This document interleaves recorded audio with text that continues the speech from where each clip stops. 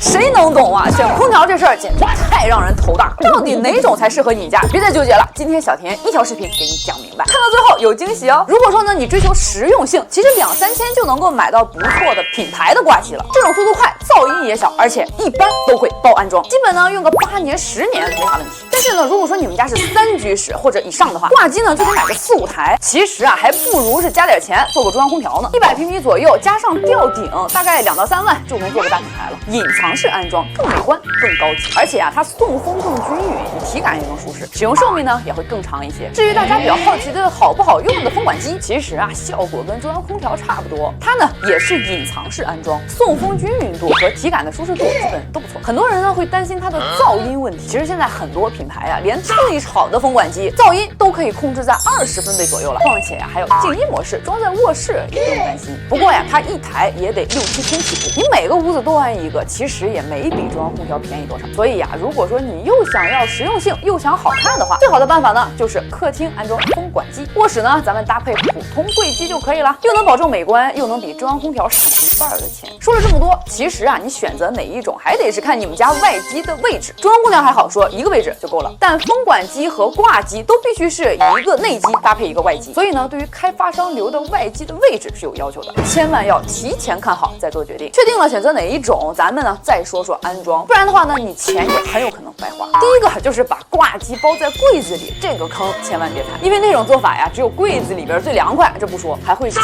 缓制冷速度，减短使用寿命。还有啊做挂机想要隐藏排水管和插座的，必须要保证你们家内机墙后面就得是外机，并且要在水电预留阶段就要确定好空调的型号，然后呢让师傅上门定位，安装时的上下距离必须精准，才不会踩雷。千万别听安装师傅的，把排水管埋在墙里，因为很多师傅他只想着挣钱，才不会管你后期墙体渗水发霉呢。风管机和中央空调呢最容易翻车的就是出风口，建议呢做成加长的，百叶出风口呢选 ABS 材质的，防霉防变形。你要是假的出风口，记得涂上黑漆，支撑杆呢也要选择黑色，这样搭配颜值才高。如果你现在已经决定了选择哪一种，那我告诉你一个省钱小秘密，相比于价格不稳定的618或者双11，一般啊2、3、4月90月份买空调是最便宜的，而且安装还不用排队。一定要记得买1级能效的，带全直流变频的，舒适省电还静音，匹数相同质量大的，绝对是同类产品中性价比最高的。记住了吗？装修找小田，好看又省钱，记不住了赶紧关注、点赞、收藏吧！哟呼。